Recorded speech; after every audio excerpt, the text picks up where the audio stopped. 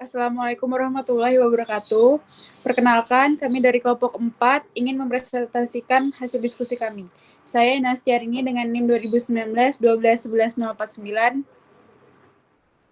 Saya Tika Kuswandari dengan NIM 2019 1211003. Saya Wulandari dengan NIM 2019 1211033. Soal jawab chapter 11. Exercise 11.4. Laporan akuntansi interim merupakan bagian utama dari pelaporan keuangan. Diskusi yang berlangsung mempertimbangkan relevansi pelaporan kegiatan usaha periode interim yang dibutuhkan. Yang pertama yaitu diskusikan bagaimana pendapatan diakui untuk periode interim. Mengomentari perbedaan dalam pengakuan pendapatan untuk perusahaan. Yang pertama ada tunduk pada fluktuasi musiman yang besar dalam pendapatan, dan yang kedua memiliki kontrak jangka panjang yang menggunakan presentase penyelesaian untuk periode tahunan. Selanjutnya ada jelaskan bagaimana biaya produk dan periode diakui untuk periode interim. Yang C, diskusikan bagaimana persediaan dan harga pokok penjualan dapat diberikan perlakuan akuntansi khusus untuk periode interim. Dan yang terakhir, jelaskan bagaimana provisi pajak penghasilan dihitung dan dilaporkan dalam laporan interim. Jawabannya, yang step pertama ada estimasi kondisi masa depan yang tidak dapat diverifikasi menjadi dasar penilaian kinerja laba perusahaan. Kinerja perusahaan harus terus dipantau dan dibandingkan dengan perakiraan dan asumsi terbaru untuk dianalisis. Kondisi bisnis saat ini harus digabungkan dengan merevisi perakiraan. Untuk memantau kinerja, informasi berharga disediakan oleh laporan keuangan interim. Untuk memenuhi kebutuhan pengguna, perusahaan mengeluarkan laporan interim setiap 3 bulan. Meskipun laporan keuangan interim digunakan untuk merevisi estimasi kekuatan laba, namun pembatasan yang terlalu tertentu untuk pelaporan interim harus dipertimbangkan. Step yang kedua yaitu persyaratan pertanyaan. Sebuah pencatatan penjualan dan pendapatan lain yang sama dibuat dalam laporan keuangan interim seperti yang dibuat dalam laporan keuangan tahunan. Ini berarti biasanya di titik penjualan atau untuk layanan pada proses penyelesaian proses pendapatan. Ketika ada variasi besar dalam penjualan karena bisnis musiman, pengakuan pendapatan harus dibuat atas pendapatan bersama dengan pengungkapan dalam catatan tentang bisnis musiman. Untuk pencatatan kontrak jangka panjang, pendapatan harus diakui berdasarkan presentasi penyelesaian, di mana tahap penyelesaian saat ini akan diestimasi dan pengakuan pendapatan dibuat untuk tanggal interim dengan cara yang sama seperti yang dilakukan untuk periode tahunan. Dan step yang ketiga untuk tujuan pelaporan hasil sementara. Biaya langsung produk harus sesuai dengan produk dan pendapatannya dengan yang sama seperti yang dilaporkan setiap tahun.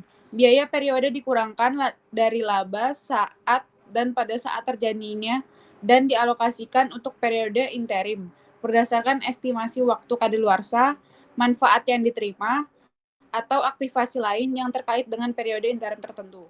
Jika dalam periode interim terjadi keuntungan atau kerugian yang tidak ditangguhkan pada penutupan tahun berjalan, maka keuntungan atau kerugian tersebut diakui sepenuhnya pada periode terjadi interim. Akhirnya, untuk mengalokasikan biaya periode ke periode interim, dasar alokasi harus dapat didukung dan bukan penugasan biaya sewenang-wenang untuk periode interim. Selanjutnya akan dilanjutkan oleh Tika Ayu.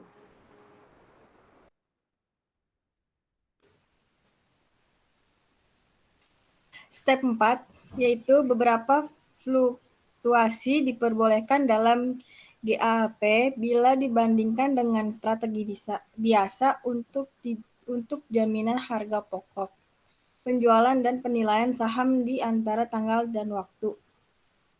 Teknik semacam itu diizinkan secara unik untuk hasil antara waktu dan itu harus diungkapkan dengan tepat dalam komentar laporan fiskal. Teknik keuntungan bersih dan stok aktual yang tidak lengkap digunakan oleh organisasi tertentu untuk menilai harga pokok produk yang dijual dan menutup stok di antara tanggal dan waktu. Sistem tersebut diizinkan untuk organisasi pada tanggal-tanggal tertentu dengan syarat bahwa organisasi perlu mengungkapkan strategi yang digunakan dan apapun yang terjadi akibat perbedaan kritis, sambil mengakomodasi hasil yang diperoleh dengan menggunakan teknik hitungan kotor dan hasil tahunan. Next. Step 5, yaitu stok sebenarnya. Tingkat stok akan berkurang secara kebetulan untuk organisasi seperti itu yang menggunakan asumsi arus biaya LIFO. Pada tanggal interval karena lapisan saham periode dasar akan dipertukarkan. Jika terjadi likuidasi singkat dan harus diganti sebelum tutup tahun, maka harga pokok penjualan akan dibebankan pada harga saat ini. Kontras antara nilai pengiriman saham dan biaya swap saham saat ini adalah resiko saat ini untuk substitusi stok dasar LIFO yang habis sebentar. Pada substitusi likuidasi intensif untuk saham antara tanggal dan waktu. Pengakuan kerugian harus terjadi pada saat kejadian dan tidak waktu tersebut harus dianggap sebagai tambahan untuk pemulihan sehingga ukuran kerugian yang didasarkan saat ini. Jika ada penurunan singkat di pasar intensif di bawah biaya yang harus dibayar sebelum penutupan tahun, maka kerugian tidak boleh dianggap. Akhirnya, jika kerangka penetapan biaya standar digunakan oleh organisasi untuk menghitung harga pokok produk yang dijual untuk penilaian persediaan, pada saat itu perlakuan yang sama harus dibuat untuk perbedaan dari standar antara tanggal waktu seperti yang dibuat pada akhir tahun. Jika ada beberapa perubahan pada tanggal interval yang harus disimpan sebelum penutupan, mereka tidak boleh dianggap cepat, tetapi harus diterima. Next. Step 6. Ketentuan pajak penghasilan sebagaimana tercermin dalam ringkasan fiskal interval harus ditentukan dengan menggunakan tarif bea yang diharapkan yang menarik untuk periode tahun untuk manfaat biasa. Menurut anggapan APB sebelumnya, tarif bea yang menarik bergantung pada manfaat bersih yang dirujuk dalam ringkasan fiskal dan bukan pada bayaran yang tersedia karena perbedaan waktu dipertimbangkan di dalamnya. Dengan cara ini, biaya yang menarik digabungkan dengan tarif pajak pribadi pemerintah dan negara bagian yang diterapkan untuk pendapatan tahunan yang diapresiasi dengan mempertimbangkan semua pengurangan pajak spekulasi yang diperkirakan tarif penilaian yang tidak biasa. Tarif penambahan modal biasanya tarif dan opsi pengaturan penilaian yang dapat diakses. Hal-hal yang tidak biasa atau luar biasa, tugas yang ditangguhkan atau dampak total dari perubahan standar pembukuan dikecualikan dari laba biasa karena dihitung bersih dari dampak penilaian terkaitnya. Secara independen dalam laporan untuk periode interval atau untuk tahun keuangan, ketentuan pajak penghasilan pada tanggal selang ditentukan berdasarkan tahun ke tanggal. Next.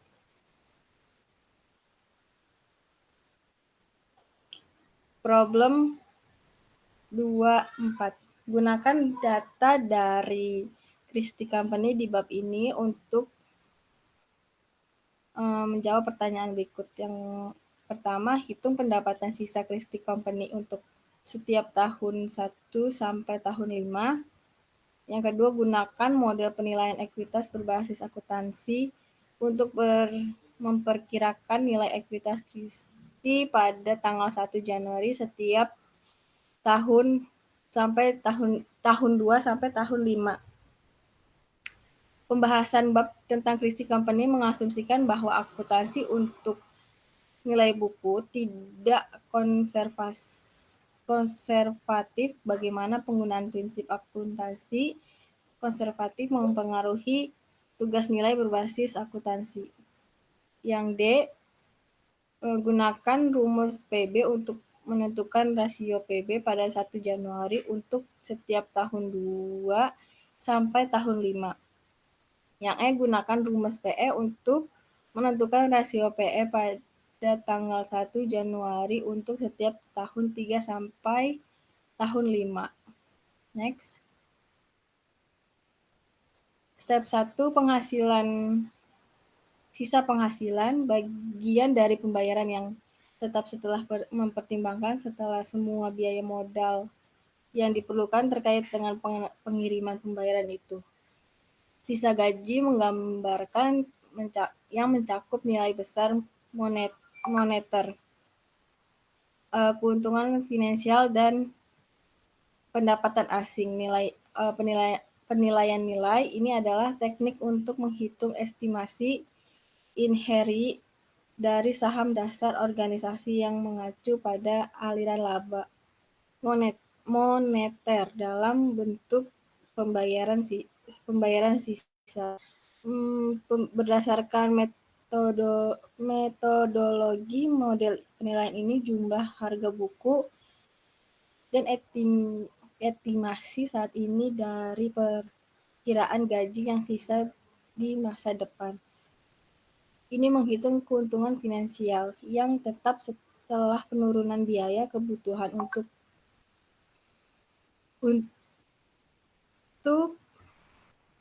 semua sumber modal. Sisa gaji ditentukan sebagai keuntungan bersih setelah dikurangi tingkat biaya modal. Tingkat tersebut dianggap sebagai tingkat nilai yang diputuskan secara perkiraan meningkatkan nilai modal biaya nilai. Selanjutnya akan dibacakan oleh Ulan.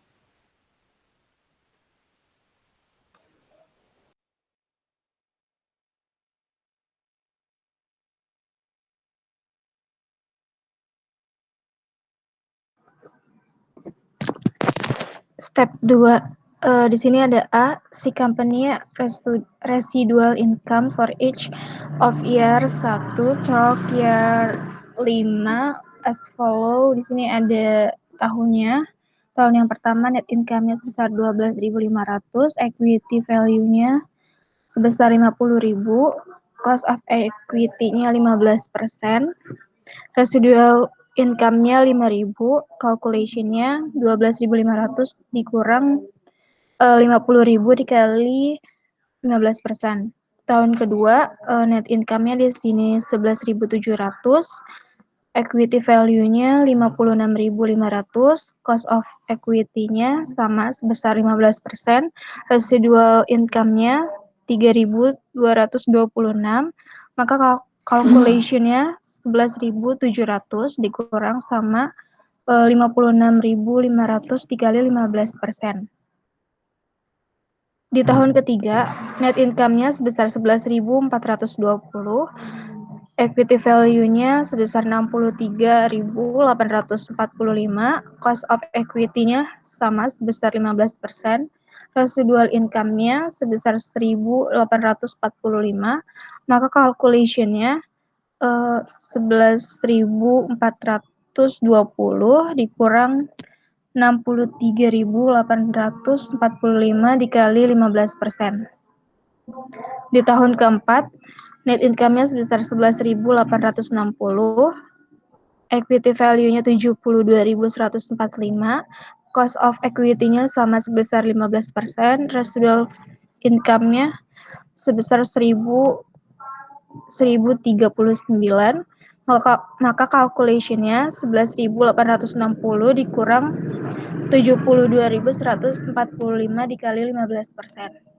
Tahun kelima, net income-nya sebesar 10.820, equity value-nya 72.145, cost of equity-nya sama 15%, residual income-nya 0, maka calculation-nya di sini 11.860 dikurang dengan 72.145 dikali sama 15%. Maka hasilnya 0. Lalu working note-nya di sini operating equity value-nya tahun pertama 50.000, income after dividend-nya 0, equity after dividend-nya 50.000, tahun kedua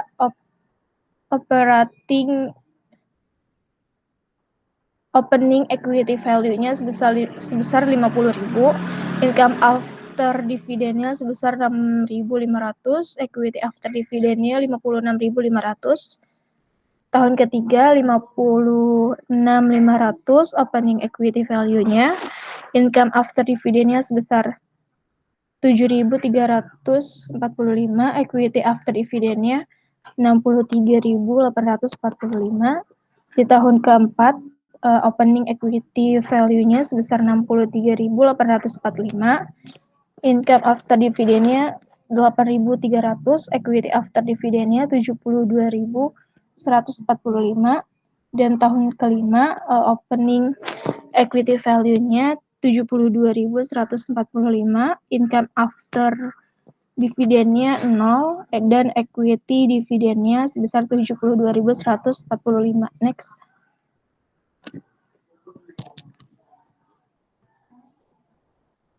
Step ketiga, yang B-nya year 1, bulan 1, year 2. Di sini ada opening equity-nya sebesar 56.500, estimate of equity-nya 60.747,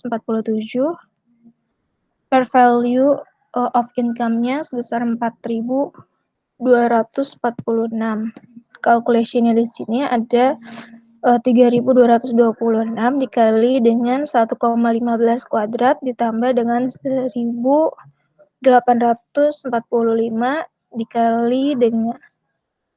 dibagi dengan 1,15 pangkat 3 ditambah dengan 1.039 dibagi 1,15 pangkat 4.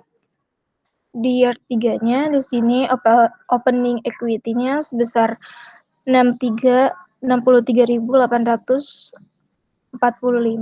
estimate of equity-nya sebesar 65.652, per value of income-nya 1.807.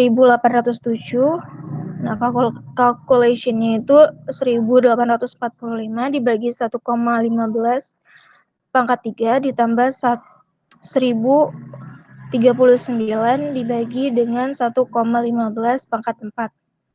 Di year keempat, di sini ada opening equity-nya sebesar 72.145. Estimate of equity-nya 72.739 dan per value of income-nya sebesar 594. Calculation-nya dapat dari 1.039 dibagi 1,15 pangkat 4. Year 5-nya di sini opening equity-nya 72.145, estimate of equity-nya 72.145 dan per value of income-nya 0. Next. Step 4. Prinsip akuntansi konservatif mempengaruhi tugas penilaian berbasis akuntansi karena sesuai dengan nilai buku dan laba bersih sesuai pembukuan akun.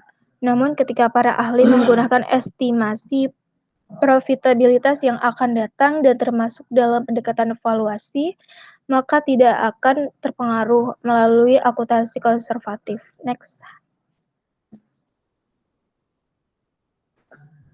Step 5.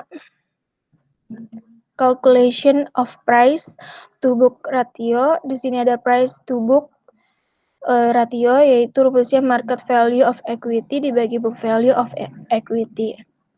VT dibagi BVT sama dengan 1 plus Roce T dikurang K dibagi 1 plus K dan seterusnya sesuai dengan jumlah tahunnya.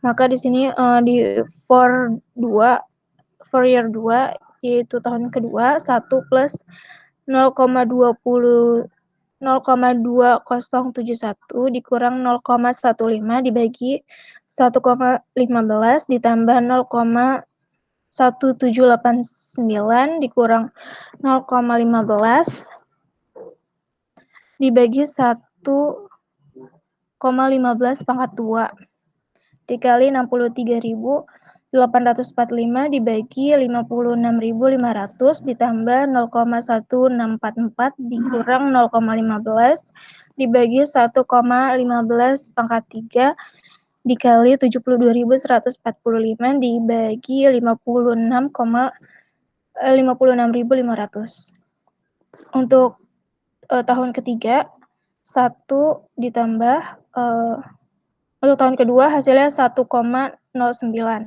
Untuk di tahun ketiga 1 plus 0,1789 dikurang 0,15 dibagi 1,15 ditambah 0,1644 dikurang 0,15 dibagi 1,15 pangkat 2 dikali 72.145 dibagi 56.500, maka hasilnya 1,04. Di tahun keempat 1 plus 0,1644 dikurang 0,15 dibagi 1,15, maka hasilnya 1,01. Next. Step 6, truth price to book ratio is 1,1 for year 4, for year 5 itu 1, dan price to book ratio is 1 for year 5. Next.